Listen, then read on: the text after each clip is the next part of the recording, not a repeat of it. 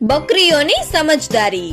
કેટલાક વર્ષો પહેલા પહાડોની પાછળ એક ગામમાં બે બકરીઓ રહેતી હતી। આ બંને બકરીઓ ચતુર અને બુદ્ધિમાન હતી। એક દિવસ એ બંને ખોરાકની શોધમાં એક નદી પર બાંધેલા પાતળા પુલની એક સાઈડ આવીને ઊભી રહે છે અને પુલ એટલો પાતળો હતો કે એક વખતમાં ફક્ત એક જ બકરી પુલને પાર કરી શકે તેમ હતી। ભૂરી બકરી એ એક બાજુથી પુલ પર આગળ વધે છે અને બીજી બાજુ સફેદ બકરી પણ પુલ પર આગળ વધે છે।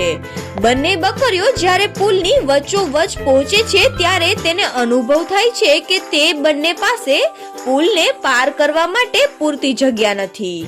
પહેલા તો તે બંને ચૂપચાપ એકબીજા સામે જોઈને ઊભી રહી।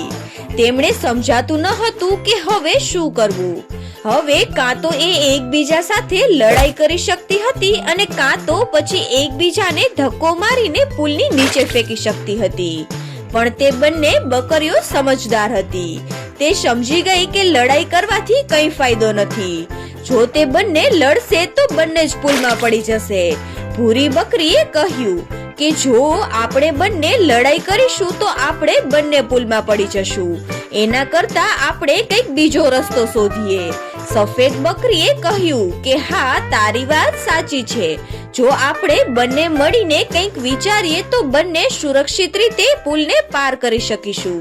સફેદ બકરીની વાત સાંભળીને ભૂરી બકરી એ સાવધાનીથી પુલ પર નીચે બેસી જાય છે અને સફેદ બકરી એ ધીરે ધીરે ભૂરી બકરીની ઉપરથી ટપીને પુલની બીજી બાજુ ચાલી જાય છે।